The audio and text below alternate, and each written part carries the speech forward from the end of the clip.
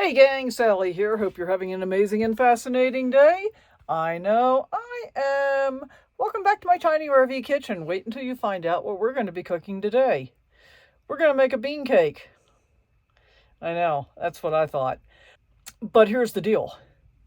I like dessert a lot, but I really like to eat whole foods. I don't like to eat things that have a lot of processed ingredients and chemicals and stuff that's basically pretty toxic to us. So and I like to do things that are relatively easy and relatively healthy. So that's what we're doing today. I'm going to flip the camera around and show you what we got going on. And of course, before we do, I got to say thank you for being here because I truly appreciate you taking your time to watch my videos. And a big shout out and thanks to my channel members.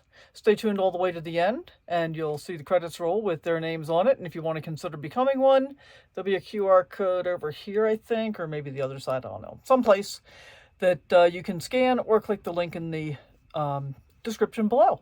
All right, let's roll the intro and we'll get right into it. Wake up with the sun in our eyes. Sally forth, no need for goodbyes. Journey calls, let's roll the dice. Every mile a new surprise. So what we're making is actually a chocolate cake, but it is bean based. And what I have here in the Instant Pot is a cup of pinto beans. Now the recipe that I found calls for something called borlotti beans, which I guess are French or Italian or something. But they also say that they're very similar to pinto beans, and so that's what I'm using. So this is a cup of dried pinto beans. They've been rinsed. I picked through them looking for stones and, weird stuff, and didn't really find any. Never do. But the next thing we have to do is cover them with water. Now, if I were doing this in a sticks and bricks, I would not be using my steamer basket. But what I've discovered is for things like this where I'm going to wind up with a bunch of leftover cooking liquid that I don't necessarily need for something else, I don't really want to dump that all down my drain. So I use the steamer basket so that I can easily separate the beans from the cooking liquid. All right, so let me cover this with water. So we have about an inch of water over top of the beans, and because I'm using the steamer basket, that actually means I'm using a little more water than I would necessarily have to otherwise, because the steamer basket stands up off the floor of the Instant Pot. But I still like this method for doing it. Now, what we're doing first is actually soaking the beans. So here's the deal. You can overnight soak your beans, which is, kind of a process. But especially in this case, since I'm going to end up smushing them to make my cake dough, I don't see any reason that they need to be particularly well formed or anything else. I am going to do the pre-soak though, because the pre-soak does things that changes the nutrients, makes them more digestible, eliminates gas and bloating for most people, and all that kind of stuff. So, in order to do a pre-soak for beans, all we have to do is do pressure cook, and we're going to do 2 minutes. What am I doing? Not keep warm. How about if I hit the right button? How about if I really hit the right button?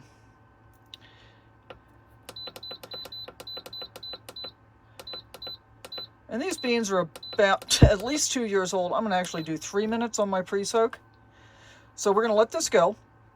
And when it's finished, we're not doing a quick release. We're doing a slow, natural release. And I might be able to show that to you. We'll see how it goes. But basically what you do for a slow, natural release is you control the amount of steam coming out of the pressure regulator as you're removing the steam. Probably easier if I'm able to show you. All right, it's going to kick on. It's going to do its thing. This will probably take a half an hour or so. And just so you know, it's 5 after 2 in the afternoon. My batteries are at 100%. And now that we just kicked on the Instant Pot at full bore, basically, we're using 1,064 watts on AC load. Without the Instant Pot, we were running at about 64 watts, I think, because I don't have my my internet modem router on today because the signal is really crappy on T-Mobile here. But I'm doing okay with Visible by Verizon, so yeah, loving that. All right, we're going to let this do its thing, and then I'll show you how we do the release, And then we'll get busy cooking the beans, because this is not cooking the beans, this is just pre-cooking the beans. So we're going to have 3 stages. We're going to have pre-soaking the beans, cooking the beans, and then making the cake and cooking the cake. All of which happens in the Instant Pot. So I'm pretty excited about this. We'll see how it turns out. Okay, first things first, I always put my Instant Pot on my step and open the door so I'm not getting all that steam on anything else. And basically, so we're just pressing and releasing a little. And this takes a little while. And when I do that, then I got to turn it back because we don't want it to release all at once. Okay. Not working exactly the way that I want. But you get the idea. And so we're going to continue doing this until we get all the pressure released. And what's happening is if I press down too far, it engages the automatic quick release, which is not what we want in this case.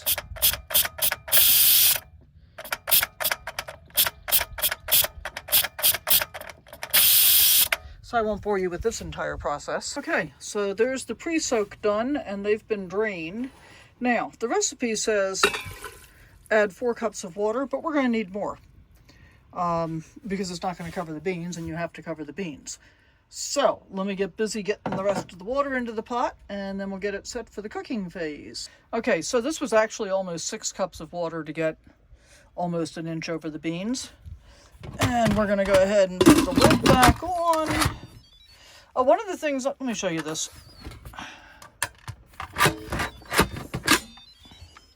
One of the things that you need to be careful about with beans is you never want them more than halfway up the pot liner, because they have a tendency to froth up a lot and they can actually gum up your pressure regulator.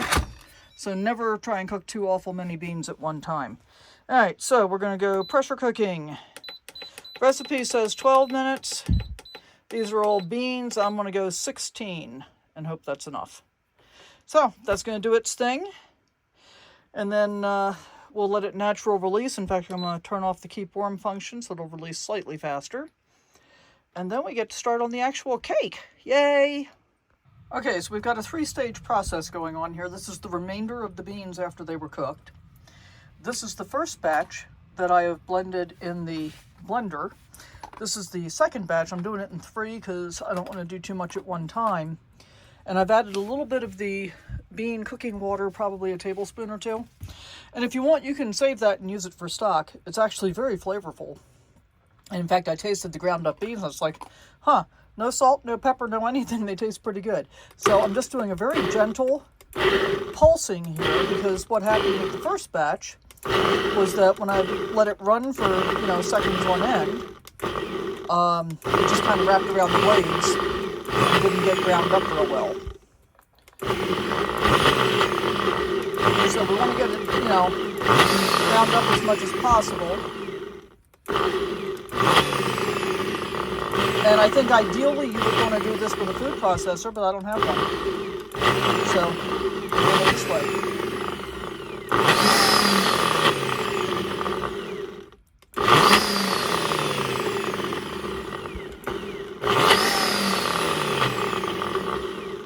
And I'm doing it this way because I don't want, if it just spins the blades, then it just gets slung up around the sides of the jar and doesn't come back down and get ground.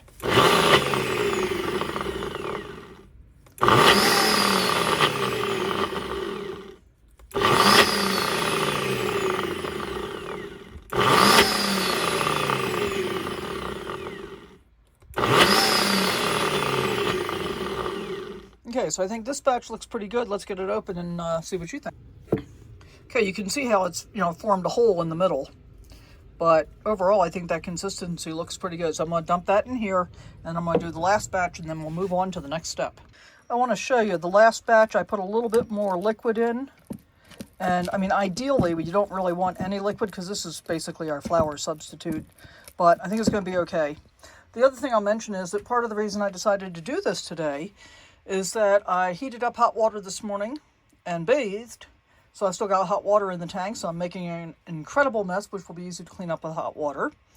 And secondly, I'm leaving tomorrow, which means I'll have the opportunity in a useful way, without having to go out of my way, to be able to refill my water tank. So that's why I decided to do this today. I should have done it earlier because it's getting on now to 20 after 4, which means I'm not going to get my batteries completely recharged before this gets done. It'll still be fine. I doubt that I'll get down below 80% tonight, even doing everything I normally do, so no big deal. All right, let me get to the rest of the ingredients, and I'll tell you what we got going on as we get this together. Before I show you everything that's in the blender jar now, I just want to point this out, if I can get it to focus. 2 times more than our 1 fluid ounce. Yep, that's what you would get when you buy 2 fluid ounces almond extract. Okay, so here's what we got going on. We got 2 eggs, we got 3 tablespoons of olive oil. I'm actually going to copy the ingredients list into the description for you guys this time, in case I miss anything. Half a cup of cocoa powder, half a cup of honey, 2 teaspoons of baking powder, 2 pinches of salt, about a quarter teaspoon of almond extract. What else? Anything else? Did I forget anything? I think that's everything. Regardless, I will put it in the description down below. So we're going to put the lid on and blend this all up now. Doesn't that look appetizing? Now, I left the bean residue in here. It's going to get mixed together anyway.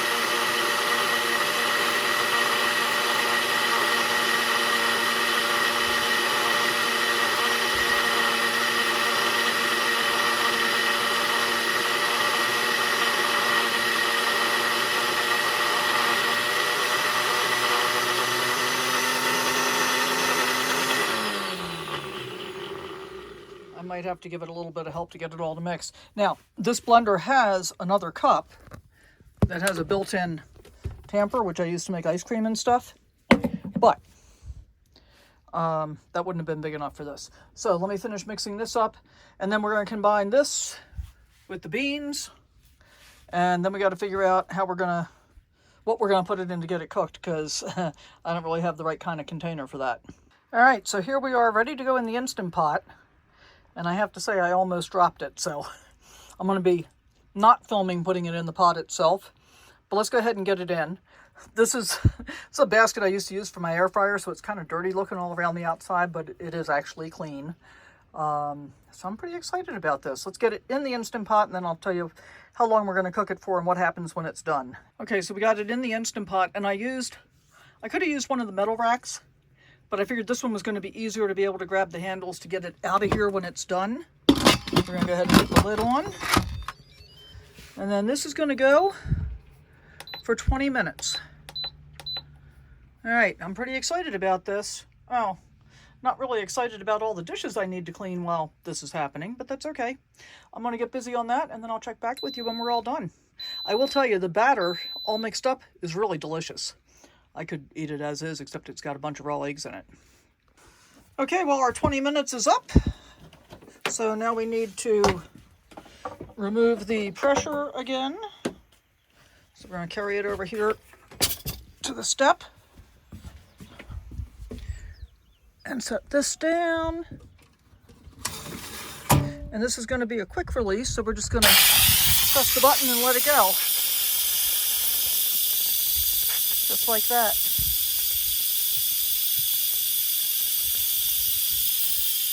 I hope this turns out to be as good as I think it's going to be.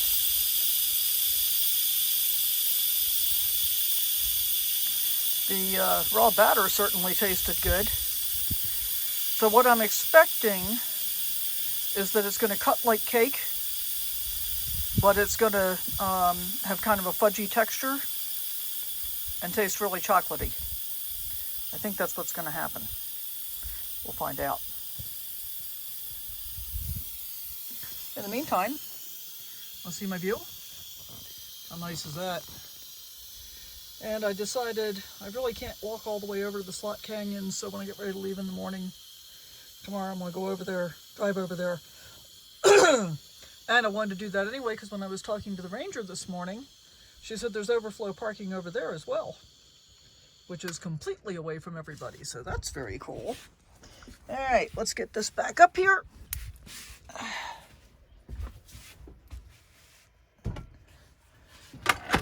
And we're going to open the lid. There's no test for doneness. Still feels pretty loose to me. I'm going to go another 5 minutes. And then find out if I regret it.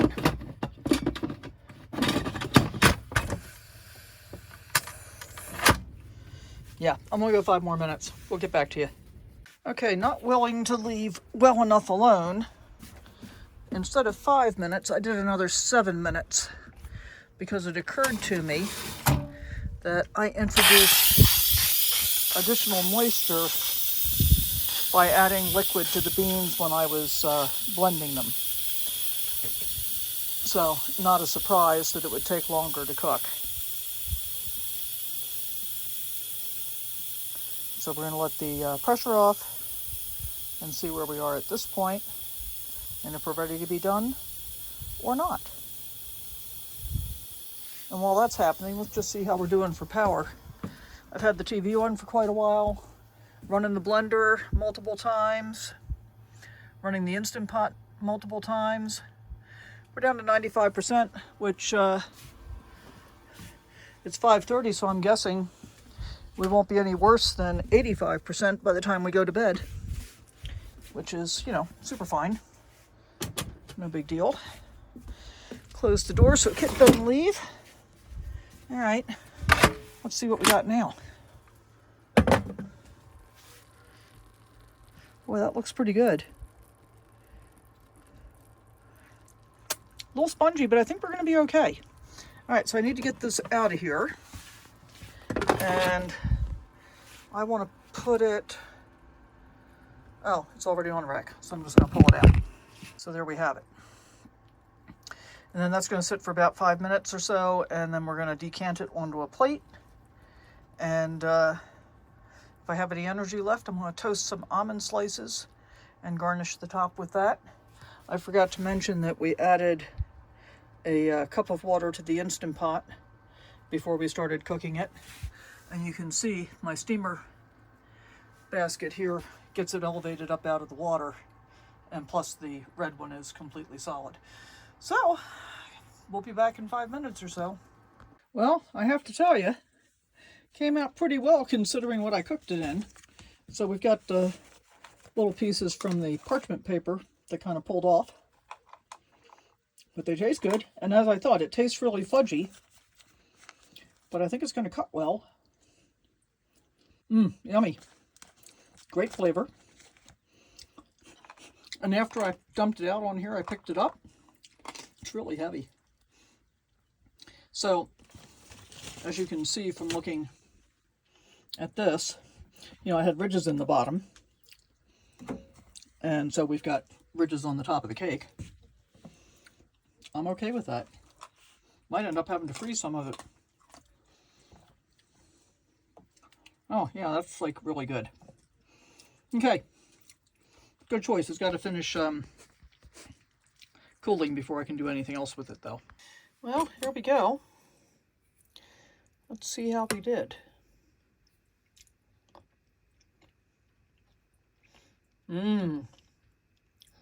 Oh, that's pretty yummy. The almond flavor is great. It does cut like a cake. Very, very moist. There are some pieces of bean that are still, you know, fairly large. But I gotta say, that's really, really good. And good for you. So I'm gonna finish this. And we'll catch you next time. Thanks for being here. And bye for now.